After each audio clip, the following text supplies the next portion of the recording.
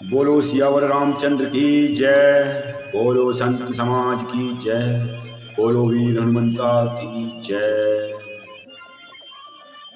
पहले भाग में आपने लंका कांड, श्री रामचरितमानस का लंका कांड का पहला भाग सुना, जिसमें नल और नील मिलकर श्री राम प्रभु का नाम लिखकर राम सेतु बनाते हैं और फिर वे समुद्र सेतु पार करके लंका में आ जाते हैं। लंका में आकर राक्षसों को पता लग जाता है और वे इधर उधर विचलित होते हैं। और जैसे ही रावण को पता लगता है तो वो सुध बुध खो देता है। वो कहता है, मंदोदरी भी उससे कई बार कहती है कि अब प्रभु हैं वे, उन्हें कोई आम इंसान आप मत समझो, मनुष्य मत समझो, इसलिए माता सीता को वापस करके उनसे संधि कर लो और उनका नाम जप लो। अब ये दूसरा भाग है और इस भाग में श्री रामचंद्र जी बाली पुत्र अंगद को रामदूत दूत बनाकर लंका में भेजते हैं। तो अंगद श्री रामचंद्र जी का नाम लेकर, प्रभु का नाम लेकर, उनके चरणों को स्पर्श करके और वो लंका में प्रवेश कर जाता है। अब आगे का प्रसंग सुनते हैं। लंका में प्रवेश करते ही रावण के पुत्र से भेंट हो गई। जो वहां खेल रहा था, बातों ही बातों में दोनों में झगड़ा बढ़ गया। दोनों ही अतुल्य बलवान थे और फिर दोनों ही युवावस्था में थे। रावण के पुत्र ने जब अंगद पर लात उठाई तो अंगद ने पैर पकड़कर उसे घुमाकर जमीन पर दे पटका और वो मार गिरा। राक्षस के समूह भारी योद्धा देखकर, जानकर तहां जहां सब डर के मारे छुपने लगे और मारे पुकार में सब बचाओ बचाओ करने लगे। और ये हो गया कि लंका में वही वानर, वही बंदर फिर से आ गया है जिसने तहस नहस लंका को पहले भी कर दिया था। एक दूसरे को बहुत सारी बातें करते हैं और इधर उधर छुपते फिरते हैं। रावण के पुत्र की मृत्यु का समाचार जाकर राक्षसों ने रावण को सुना दिया। इधर जो राक्षस और थे वे अंगद को अपने साथ ले जाकर और कहने लगे कि चलो हम आपको सीधे ही दरबार लिए चलते हैं, आपको इधर उधर भटकना नहीं पड़ेगा। सब भयभीत थे कि पहले वाला बंदर आ गया है। बहुत डर लग रहा था। धीरे धीरे सने सने जाकर दरबार में पहुंच जाते हैं। गयौ सभा दरबार तब सुमिरी राम पद पंज। गयौ सभा दरबार तब सुमिरी राम पद कंज। सिंह ठवने इत उच्चितौ धीर भीर बल पुंज। श्री राम जी के चरण कमलों का स्मरण करके अंगद रावण की सभा के द्वार पर पहुंच जाते हैं और वे धीर वीर और बल की राशि अंगद सिंह की सी एड़ से इधर यानी शान से इधर उधर देखने लगते हैं। तुरंत निशाचर एक पठावा यानी तुरंत ही उन्होंने एक राक्षस को भेजा और एक राक्षस को अंदर भेजते हैं और वो राक्षस राजा को, रावण को समाचार देता है और सुनते ही रावण हंसने लगता है और वो कहता है कि बुला लाओ कौन बंदर है। आज्ञा पाकर बहुत से दूत दौड़े और वानरों में हाथी के समान अंगद को बुला लाया। अत्यंत बलवान बांके वीर बाली पुत्र अंगद सभा में चले जाते हैं। रावण और रावण के दरबारी सोच ही रहे थे कि एक पुत्र पहले मारा गया, एक पुत्र आज मारा गया, ये है कौन बंदर। इतने में ही वहां पर अंगद अंदर पहुंच जाते हैं और जय श्री राम का जैसे ही वाणी बोलते हैं वैसे ही सारे दरबारी खड़े हो जाते हैं।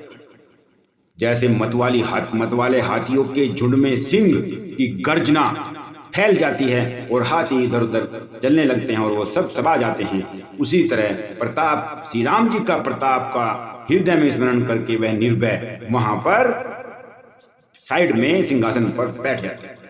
रावण ने कहा, अरे बंदर तू कौन है? अंगद ने कहा, हे दशग्रीव, मैं रघुवीर का दूत हूँ। मेरे पिता की और तुम्हारी बहुत ही गहरी मित्रता थी, इसलिए हे भाई मैं तुम्हारा भला चाहता हूँ और तुम्हारी भलाई के लिए ही यहाँ पर आया हूँ। उत्तम कुल पुलस्ती करनाती शिव बिरंची पूजे हूँ बस भांति। बर पायऊ की नहीं सब काजा, जीते हूँ लोकपाल सब राजा। तुम्हारा उत्तम कुल है, पुलस्त ऋषि के तुम पोत्र हो, शिव जी की और ब्रह्मा जी की, तुमने बहुत ही प्रकार से पूजा की है, उनसे वर भी पाए हैं और सब काम सिद्ध भी किए हैं। लोकपालों और सब राजाओं को तुमने जीत रखा है। इसलिए मैं आपसे यही बताने आया हूँ कि श्री राम जी की तरफ से मुझे भेजा गया है कि आप अभी भी मान जाइए और माता सीता को वापिस कर दीजिए और प्रभु की शरण में शरण ले लीजिए।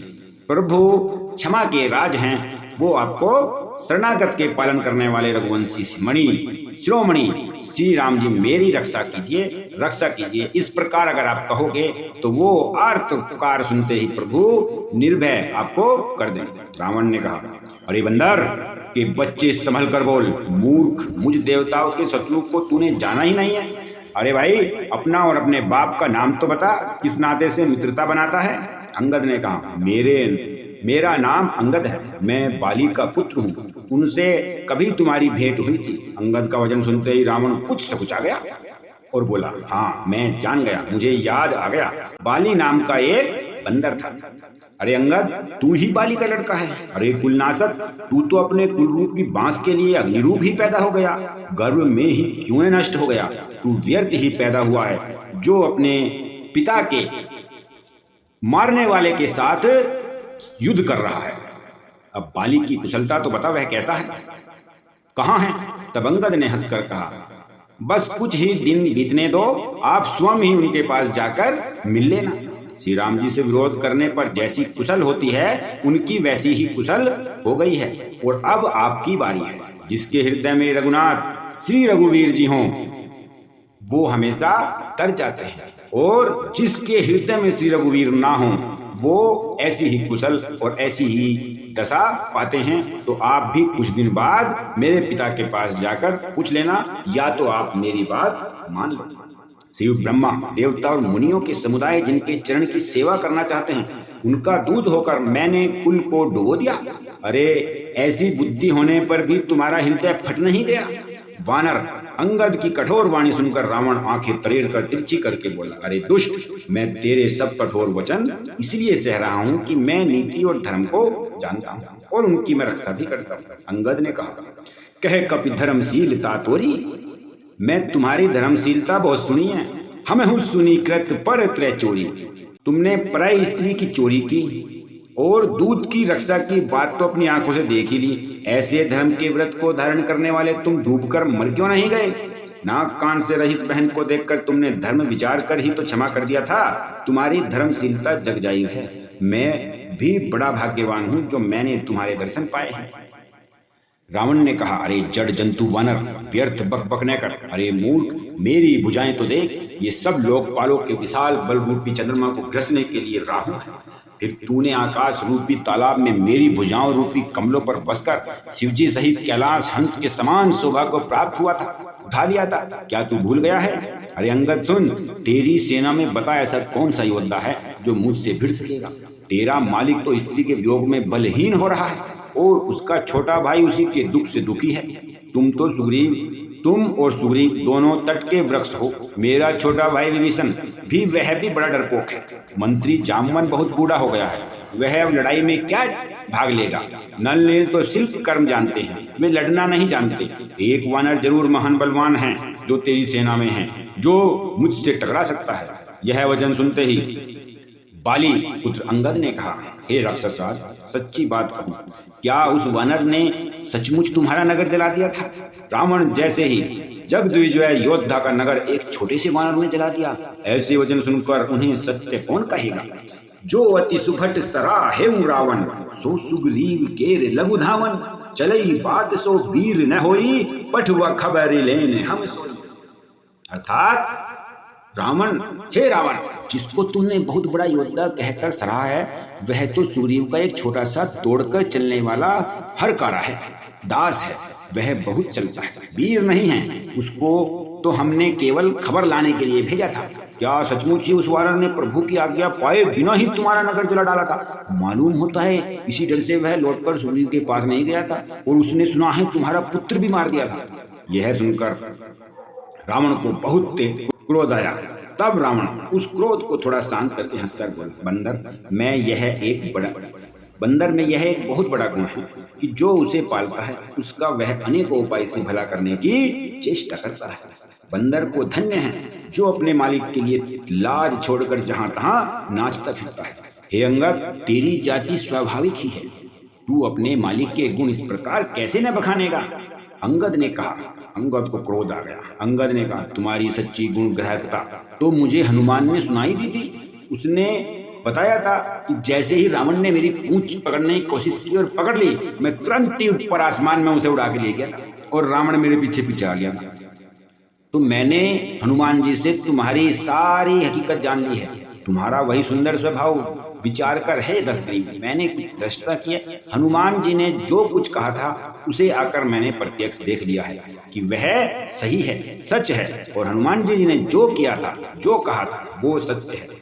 रावण बोलता है, अरे वानर, जब तेरी ऐसी बुद्धि है तभी तो तू बाप को खा गया। ऐसा वचन कहकर रावण हंस देता है। अंगद कहते हैं, पिता को खाकर फिर तुमको भी खा डालता हूँ, परंतु अभी तुरंत कुछ ही बात मेरी समझ में आती है कि प्रभु श्री राम का दूत हूँ और मैं ऐसे कार्य नहीं कर सकता हूँ। एक रावण तो मैं आपको जानता हूँ, आपके पूरे वृतांत सुना देता हूँ, तुम कैसे बली हो। अरे नीच अभिमानी, बाली के निर्मल यश का पात्र जानकर तुम्हें मैं नहीं मारता। रावण, यह तो बता कि जगत में कितने रावण हैं, तेरे जैसे कितने रावण हैं। मैं तो रावण को जानता हूँ। मैंने जितने रावण अपने कानों से सुन रखे हैं उन्हें सुन। एक रावण तो बाली को जीतने पाताल में गया था। तब बच्चों ने उसे घुड़साल में बांध दिया। बालक खेलते थे और जा जाकर उसे मारते थे। बाली को दया आ गई और उन्होंने उसे छुड़ा दिया। एक बहोरी सहस भुज देखा, धाई धरा जिमि जंतु विशेषा, को तुक लागी भवन ले आवा, सो पुलस्ती मुनि जाई छुड़ावा। और एक रावण सहस्त्रबाहु ने देखा था और दौड़ा दौड़ा कर सहस्त्रबाहु ने उसको मारा था। विशेष प्रकार के विषय जंतु की तरह समझकर पकड़ लिया तमाशे के लिए और उसे घर ले आया। तब जाकर पुलस्ती मुनि ने उस रावण को छुड़ाया था।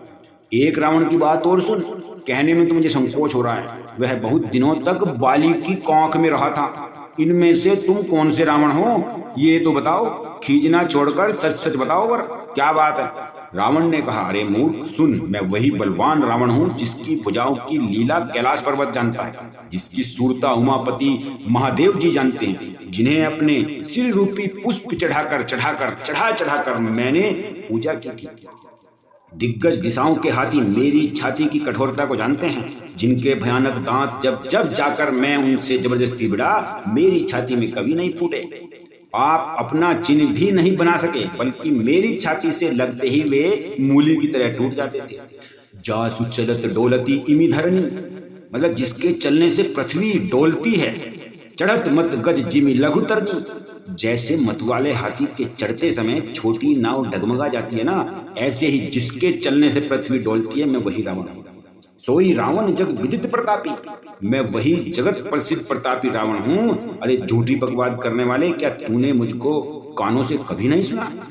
उस महान प्रतापी और जगत प्रसिद्ध रावण को मुझे तो तू छोटा कहता है और मनुष्य की बड़ाई करता है। अरे दुष्ट, असभ्य, तुच्छ बंदर, अब मैंने तेरा ज्ञान जान लिया है। रावण के वचन सुनकर अंगद क्रोधित वचन बोलता है, अरे नीच अभिमानी, संभल कर बोल, सोच समझ कर बोल।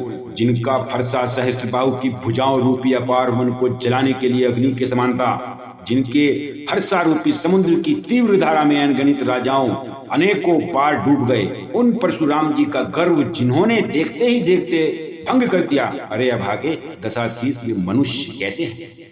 क्यों रे मूर्ख उद्दंड, श्री रामचंद्र जी मनुष्य हैं। कामदेव भी क्या धनुधरी होता है, और गंगा जी क्या नदी है, कामधेनु क्या पशु है, और कल्प वृक्ष क्या पेड़ है, अन्य भी क्या दान है, और अमृत क्या रस है। क्या जो तू मनुष्य श्री रामचंद्र जी मानता है, गरुड़ जी क्या पक्षी हैं? ऐसा कहकर अंगद बहुत ही क्रोध में होकर बोलता है, अरे रावण, चतुराई छोड़कर सुन, कृपा के समुद्र श्री रघुनाथ जी को तू भजना शुरू कर दे। अरे दुष्ट, यदि तू श्री राम जी का वैरी हुआ तो तुझे ब्रह्मा और रुद्र भी नहीं बचा सकते हैं। सुनु रावण परिहरि चतुराई छोड़, भजसी न कृपा संधु रघुराई। और कृपा संधु को भजना शुरू कर दे। अगर तूने नहीं भजा, जो खल भय श्री राम कर द्रोही। अगर राम जे आपने द्रोह किया, तूने द्रोह किया, ब्रह्म रुद्र सक राखी न तोई, तुझे कोई नहीं रखेगा। हे मूड, व्यर्थ गाल न मारकर डींग ने हाथ, श्री राम जी से वैर करने पर तेरा ऐसा हाल होगा कि तेरे सिर समूह श्री राम जी के बाण लगते ही वानरों के आगे पृथ्वी पर गिर जाएंगे और वही वानर उन सिरों को गेंद बनाकर गोल गोल उछालेंगे। वह रावण को फिर क्रोध आ जाता है और रावण बोलता है, अरे मूर्ख कुंभकर्ण, ऐसा मेरा भाई है, इंद्र का शत्रु सुप्रसिद्ध मेघनाथ मेरा पुत्र है और मेरा पराक्रम तो तूने सुना ही नहीं है। मैंने संपूर्ण जड़ चेतन को जीत रखा है। रे दुष्ट वानर, वानरों की सहायता छोड़कर राम ने समुद्र बांध लिया, बस यही उसकी प्रभुता है। समुद्र को तो अनेकों पक्षी कई बार लांग जाते हैं, इसमें कौन सी बड़ी बात है। अरे दुष्ट, मैंने दिक्पालों तक से जल भरवाया है और तू एक राजा का मुझे यश सुनाता है। मैंने यमराज को अपने यहाँ पर बंदी बना के रखा है, तू क्या बात करता है। मैंने शनि को अपने यहाँ पर बंदी बनाकर रखा है, तूने अभी रावण को जाना नहीं है। रावण के समान सूरवीर और कोई नहीं है इस पृथ्वी पर, जिसने अपने ही हाथों से सिर काट काट कर अत्यंत हर्ष के साथ चढ़ाए थे। मस्तकों के जलते समय जब मैंने अपनी ललाटों पर लिखे हुए विधाता के अक्षर देखे, तब मनुष्य के हाथ से अपनी मृत्यु होना बाँचकर विधाता की वाणी असत्य जानकर मैं हंस पड़ा था। उस समय मुझे जब पता चला कि मनुष्य को छोड़कर आपको कोई नहीं मार सकता, तब मैंने सोचा था मनुष्य क्या मारेगा और मनुष्य क्या मार सकता है। मनुष्य को मैंने कितनी बार जीत रखा है। उस बात को समझकर स्मरण करके भी मेरे मन में डर नहीं है कि मैं मनुष्य के हाथ से मरूंगा और ये जो सामने वनवासी है ये मनुष्य है, फिर भी मुझे डर नहीं है। डर छोड़कर मेरे आगे बार बार दूसरे वीर का बल कहता है। अंगद ने कहा, अरे रावण, तेरे समान लज्जावान जगत में कोई नहीं है। लज्जाशीलता तो तेरा सहज स्वभाव ही है। तू अपने मुंह से अपने गुणों की बार बार बड़ाई कर रहा है। सिर काटने और कैलाश उठाने की कथा चित्त पे चढ़ाई हुई है, कई बार बोल चुका। इससे तूने उस 20 बार कहा है। भुजाओं के उस बल को तूने हृदय में ही टाल रखा है, जिससे तूने सहस्त्र बाहु बलि और बलि को जीता था। अरे मंद बुद्धि, सुन, अब बस कर। और सिर काटने से भी क्या कोई शूरवीर हो जाता है? इंद्रजाल रचने वाला को वीर नहीं कहा जाता, यद्यपि वह अपने ही हाथों अपना सारा शरीर काट डालता है। अरे मंद बुद्धि, समझ कर देख, पतंगे मोहवश आग में मरते हैं, गधों को झुंड बोझ लाद कर चलते हैं, पर इस कारण वे शूरवीर नहीं होते हैं। अरे दुष्ट, अब बत बढ़ाओ मत कर, मेरा वचन ध्यान से सुन। अभिमानी, अभिमान त्याग दे। हे दसमुख, मैं दूत की तरह संधि करने नहीं आया हूँ। श्री रघुवीर ने ऐसा विचार कर मुझे भेजा है। कृपालु श्री राम जी बार बार ऐसा कहते हैं कि सियार के मारने से सिंह को यश नहीं होता, मिलता नहीं है, इसलिए मैं रावण को मारूंगा नहीं। वो क्या है? तुम उससे जाकर कहो कि वो वापिस कर दे माता सीता को। अरे मूर्ख, प्रभु के उन वचनों को मन में समझकर ही मैं चुप हूँ, नहीं तो तेरे वचन सुनकर अभी तेरी जीभा बाहर निकाल देता, नहीं तो तेरा मुंह भी तोड़ देता। मैं सीता जी को जबरदस्ती यहाँ से ले जाता और तुम कोई रोक नहीं सकते। तेरा बल तो मैंने तभी जान लिया था जब तू सूने में पराई स्त्री को हर लाया था। तू राक्षसों का राजा और बड़ा अभिमानी है, परंतु मैं तो श्री रघुनाथ जी का सेवक हूँ, सुग्रीव का दूत हूँ, सेवक का भी सेवक हूँ। यदि मैं श्री राम जी के अपमान से न डरूं तो तेरे देखते देखते ऐसा तमाशा करूं कि तुझे जमीन पर पटक पटक पटक पटक कर मारूं। यदि ऐसा करूं तो भी इसमें मेरी कोई बड़ाई नहीं है। मरे हुए को मारने में कुछ कभी भी पुरुषत्व नहीं मिलता। वाम मार्गी, कामी, कंजूस, अत्यंत मूढ़, अति दरिद्र, बदनाम और बहुत बूढ़ा, नित्य का रोगी, निरंतर क्रोध युक्त में रहने वाला, भगवान विष्णु से विमुख, वेद और संतों का विरोध करने वाला, अपना ही शरीर पोषण करने वाला, पराई निंदा करने वाला और पाप की खान, ये 14 प्राणी जीते जीते ही मुर्दे के समान होते हैं। अरे दुष्ट, ऐसा विचार कर मैं तुझे नहीं मार रहा हूँ। अरे नीच बंदर, रावण को क्रोध आ जाता है। अरे नीच बंदर, अब तू मरना ही चाहता है, इसी से छोटे मुंह बड़ी बात कह रहा है। अरे मूर्ख बंदर, तू जिसके बल पर कड़वे वचन बक रहा है, उसमें बल, प्रताप, बुद्धि अथवा तेज कुछ भी नहीं है। अगुण अमान जानिते ही दीनी पिता बनवास, सो दुख अरु जुबती बिरह पुनी, नीसी दिन मम त्रास। उस गुणहीन और मानहीन को समझकर ही तो पिता ने वनवास दिया था उसे। एक तो वह दुख और उस पर युवती स्त्री का विरह, रात दिन मेरा डर बना रहता है। वह तो वैसे ही डरा हुआ है जिनके बल का तुझे गर्व है, ऐसे अनेकों मनुष्यों को तो राक्षस रात दिन में खाया करते हैं। अरे मूढ़, जिद छोड़कर समझ और विचार कर। जब उसने श्री राम जी की निंदा की तब तो कपि श्रेष्ठ अंगद अत्यंत क्रोधित हो गए, क्योंकि शास्त्र ऐसा कहते हैं, जो अपने कानों से भगवान विष्णु और शिव की निंदा सुनते हैं उसे गोवध के समान पाप लगता है। वानर श्रेष्ठ अंगद बहुत जोर से कटकटाए और उन्होंने तमाकर अपने दोनों भुजाओं को, भुजदंडों को पृथ्वी पर दे मारा। पृथ्वी हिलने लगी, जिससे बैठे हुए सभासद गिर पड़े और भय रूपी पवन से ग्रस्त होकर भाग चले। रावण गिरते गिरते संभला, उसके अत्यंत सुंदर मुकुट पृथ्वी पर जा गिरा। कुछ तो उसने उठाकर अपने सिर पर सुधार कर रख लिया और कुछ अंगद ने उठाकर प्रभु श्री रामचंद्र जी के पास फेंक दिया। मुकुटों को आते देख वानर भागे, सोचने लगे, विधाता क्या दिन में ही उल्काएं तोड़ने लगा है। प्रभु ने उनसे हंसकर कहा, मन में डरो नहीं, ये न उल्का है, न वज्र और न ही केतु या राहु है। अरे भाई, ये तो रावण के मुकुट हैं जो बाली पुत्र अंगद के फेंके हुए हैं। पवन पुत्र श्री राम जी ने उछलकर उनको हाथों से पकड़ लिया और लाकर प्रभु के पास रख दिया। रीछ और वानर तमाशा देखने लगे और उनका प्रकाश सूर्य के समान था। महासब क्रोध युक्त रावण सबसे क्रोधित होकर कहने लगा कि बंदर को पकड़ लो और पकड़कर मार डालो। अंगद यह सुनकर मुस्कुराने लगे। रावण फिर बोला, इसे मारकर सब योद्धा तुरंत दौड़ो और जहां कहीं रीछ वानरों को पाओ वहीं खा डालो। पृथ्वी को बंदरों से रहित कर दो और जाकर दोनों तपस्वी भाइयों को जीते जी पकड़ कर ले आओ। रावण के ये कोप भरे वचन सुनकर तब युवराज अंगद बहुत क्रोधित होकर बोलते हैं, तुझे गाल बजाते लाज नहीं आती? अरे निर्लज्ज, अरे कुलनाशक, गला काट कर आत्महत्या करके मर जा। मेरा बल देख तुझे क्या पसंद आता है, मेरे बल को तू जानता नहीं है। अरे स्त्री के चौर, मार्ग पर चलने वाले, इसका फल तू आगे वानर और भालुओं की चपेट लगने पर ही पाएगा। राम मनुष्य हैं, ऐसा वचन बोलते ही अरे अभिमानी, तेरी जीभ क्यों नहीं गिर पड़ती? इसने संदेह नहीं है, बिल्कुल भी संदेह नहीं है कि तेरी जीभ अकेले नहीं वरम सिरों के साथ रणभूमि में ही गिरेगी। रे दशकंद, जिसने एक ही बाण से बाली को मार डाला, वह मनुष्य कैसे हो सकता है? कुजाती और जड़ 20 आंखें होने पर भी तू अंधा है, तेरा जन्म को धिक्कार है। श्री रामचंद्र जी के बाण समूह तेरे रक्त की प्यासे हैं। कड़वी बकवाद करने वाले नीच राक्षस, मैं तुझे छोड़ता हूँ। मैं तेरे दांत तोड़ने में तो समर्थ हूँ, पर क्या करूँ, श्री रघुनाथ जी ने मुझे आज्ञा नहीं दी। तेरी लंका गुल्लर के फल के समान है, तुम सब कीड़े उसके भीतर निडर होकर बस रहे हो।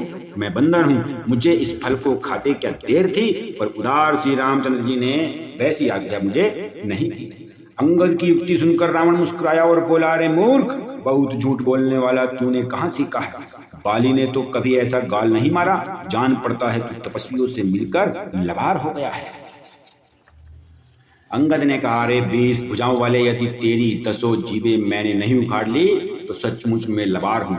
श्री रामचंद्र जी के प्रताप को समझकर स्मरण करके अंगद क्रोधित हो उठे और उन्होंने रावण की सभा में प्रण करके कहा, और क्या कहते हैं, जो मम चरण सकसी सठ टारी, फिर ही राम सीता में हारी, सुनहु सुभट सब कह 10 सीसा, पद गई धरनी पछरहूं कीसा।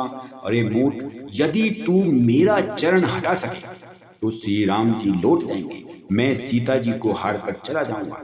रावण ने कहा, हे सब वीरों सुनो, पैर पकड़कर बंदर को पृथ्वी पर पछाड़ पछाड़ के मारो।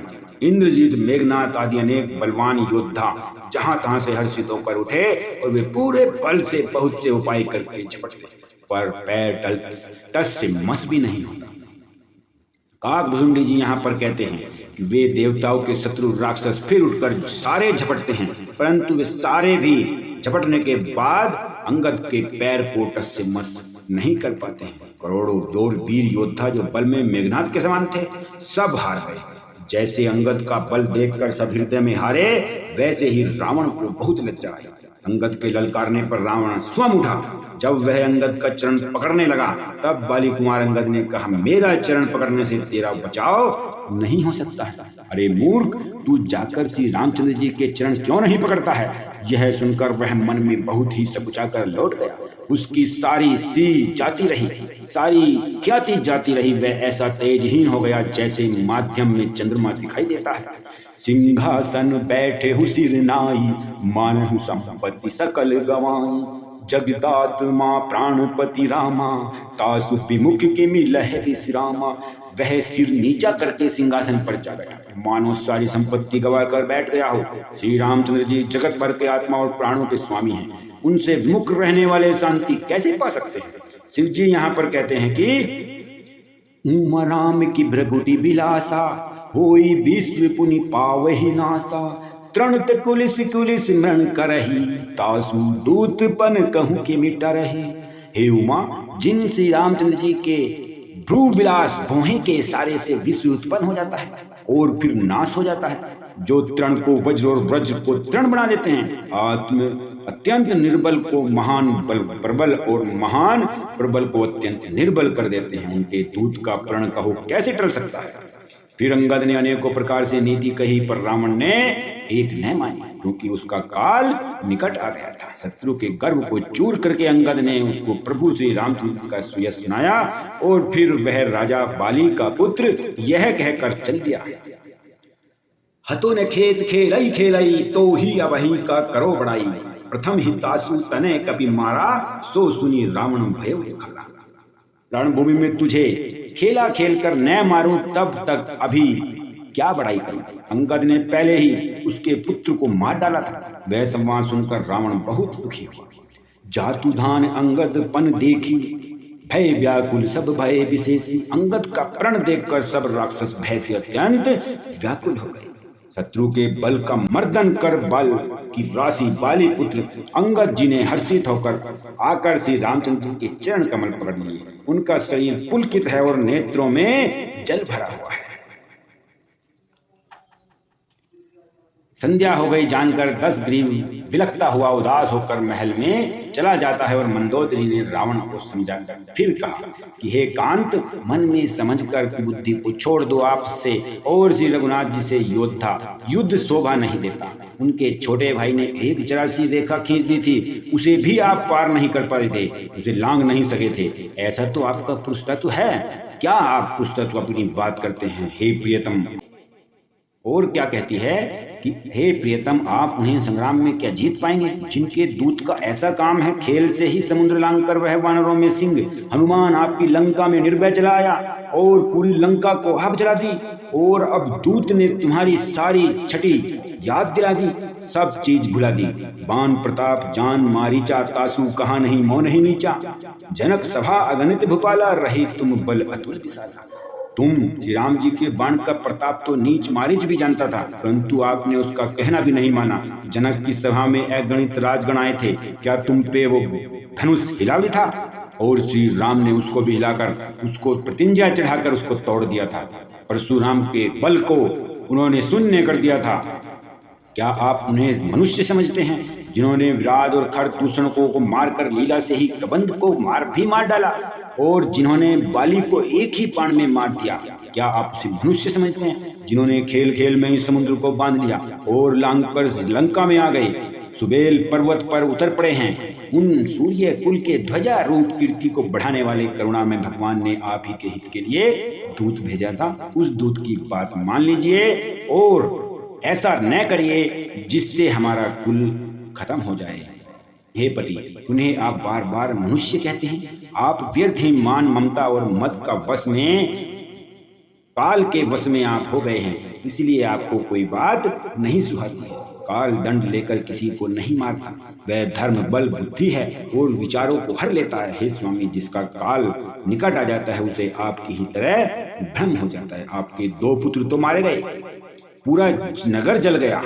हे प्रियतम, अब भी इस भूल को प्रभु श्री राम के चरणों में समर्पित कर दीजिए और श्री राम जी से वैर त्याग दीजिए और उनका स्मरण कर लीजिए, तो भी लंका और राक्षस कुल बच जाएगा। यहाँ सुबेल पर्वत पर श्री राम जी ने अंगद को बुला लिया और उन्होंने आकर चरण कमलों में सिर नवाया। बड़े आदर से उन्हें पास बैठाकर खर के शत्रु कृपालु श्री रामचंद्र जी हंसकर बोलते हैं कि हे बाली के पुत्र, मुझे बड़ा कौतूहल है। हे तात, इसी में तुमसे पूछता हूँ, सत्य कहना, जो रावण राक्षसों के कुल का तिलक है और जिसके अतुलनीय बाहुबल की जगत भर में धाक है, उसके 4 मुकुट तुमने फेंके। हे तात, बताओ तुमने उसके किस प्रकार से पाया उन्हें? हे सर्वज्ञ, हे शरणागत को सुख देने वाले प्रभु सुनिए। हे नाथ, वेद कहते हैं कि साम दान दंड भेद ये चारों राजा के हृदय में बसते हैं। ये नीति धर्म के 4 सुंदर चरण हैं, किंतु रावण में धर्म का अभाव है, ऐसा ही जानकर ये नाथ के पास आ गए। अंगद की परम चतुरता सुनकर, कानों से सुनकर श्री रामचंद्र जी हंसने लगे। फिर बाली पुत्र ने किले के सारे समाचार सुनाए। जब शत्रु के समाचार प्राप्त हो गए तब श्री रामचंद्र जी ने सब मंत्रियों को पास बुलाया और युद्ध की तैयारी शुरू कर दी। ये भाग लंका कांड का दूसरा भाग यहीं पर समाप्त होता है, जिसमें श्री रामचंद्र जी के दूत बनकर अंगद जाते हैं और अंगद कैसे राक्षसों का, सभी राक्षसों का और रावण का घमंड तोड़कर वापिस आ जाते हैं। लेकिन लाखों बार समझाने पर भी रावण नहीं मानता है, क्योंकि रावण का अंत निकट आ गया है। रावण इस चीज को जानता था कि मैं मनुष्य के हाथ में मर सकता हूँ और किसी के हाथ तो मरूंगा नहीं। और ये जो मनुष्य है ये इतना प्रतापी है और इतने बड़े बड़े इसने कार्य कर दिए और इतने बड़े बड़े योद्धाओं को मार डाला है, इसलिए अगर इसके हाथों मेरा, अगर ये खुद विष्णु है, अगर ये खुद शक्ति है तो ये मुझे मारेगा और मेरा उद्धार हो जाएगा। और अगर ये प्रभु नहीं है, अगर ये विष्णु नहीं है, अगर ये शक्ति नहीं है तो इसको तो मैं ऐसे ही मार गिराऊंगा। इसलिए उसको डर भी नहीं था और अपनी मुक्ति का द्वार भी वहीं नजर आ रहा था, इसलिए वो हट करे बैठा था। तो यहीं पर समाप्त करते हैं लंका कांड का दूसरा भाग, और अगले भाग में हम लेकर आएंगे किस तरह से श्री रामचंद्र जी लंका पर चढ़ाई करते हैं। तो बोलो सियावर रामचंद्र की जय, बोलो वीर हनुमान की जय, बोलो वीर अंगद की जय, बोलो संत समाज की जय, बोलो सत्य सनातन की जय।